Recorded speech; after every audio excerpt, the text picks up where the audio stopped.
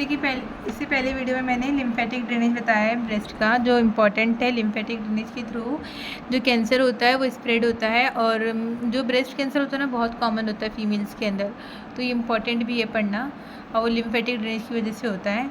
तो जो ब्रेस्ट होता है उसके 4 क्वाड्रेंट होते हैं, अपर मीडियल, लोअर मीडियल, अपर लेटरल, लोअर लेटरल। ये तो अपर इनर और ये अपर outer.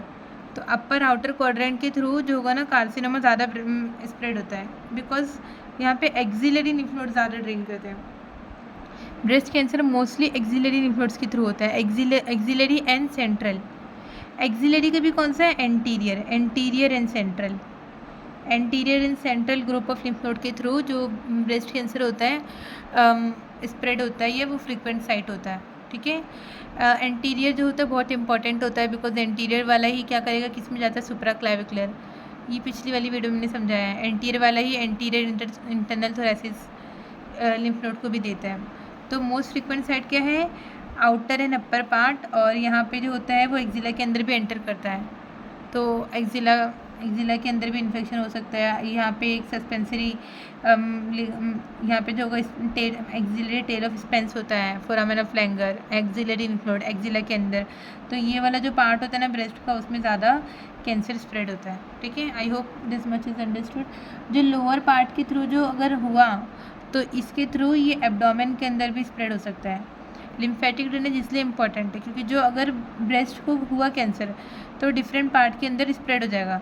Outer and upper part के थ्रू वो एक्जिला के अंदर जा रहा है, लोअर एंड इनर पार्ट के थ्रू एब्डोमेन में जा रहा है। लिम्फेटिक केसेस का प्रेजेंट है। एंटीरियर सेंट्रल ग्रुप जो होता है ना वो कार्सिनोमा के मोस्ट फ्रीक्वेंट साइड होते हैं।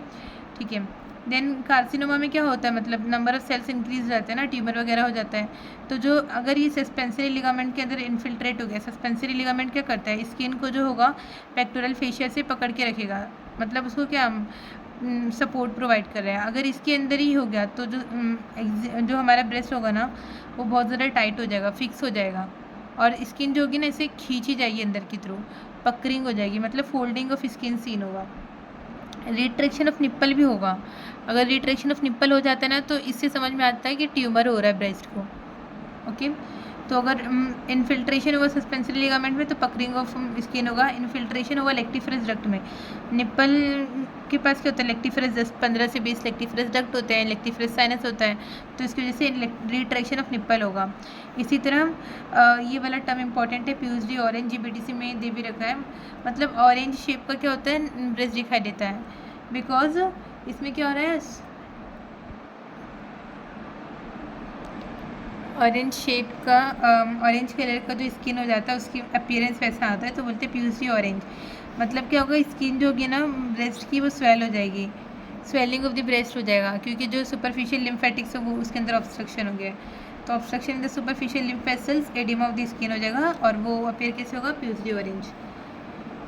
उसके बाद जो कैंसर होगा, एक जो मतलब ब्रेस्ट का कैंसर होता है वो एक ब्रेस्ट से दूसरे ब्रेस्ट में भी ट्रांसफ़र होता है because of communicating lymphatics. Abdomen में भी जाता है बिकॉज ऑफ सब डायफ्रामेटिक और सब पेरिटोनियल लिम्फेक्सिस, और एक्सिला के अंदर भी इसी के थ्रू जो होगा लीवर के अंदर जाता है, लीवर के अंदर भी जाएगा। रिट्रैक्शन ऑफ निप्पल होगा तो वो ट्यूमर को इंडिकेट कर रहा है। कैंसर ऑफ द ब्रेस्ट जो होगा फीमेल्स के अंदर ज़्यादा होता है, ऑल एज के अंदर हो जाता है, लेकिन मोस्ट कॉमनली क्या होता है? मोस्ट पोस्ट मेनोपॉजल वुमेंस में होता है, जिसके अंदर ईस्ट्रोजन का सिक्रेशन कम होता है। ईस्ट्रोजन पता होगा आपको। मैस्टेक्टोमी सर्जिकल रिमूवल के लिए बोलते हैं, मैस्टेक्टोमी सर्जिकल रिमूवल, और इसके टाइम में रेडियल इंसिजन करते हैं। रेडियल इंसिजन इसलिए करते हैं to prevent cutting off the lactiferous duct.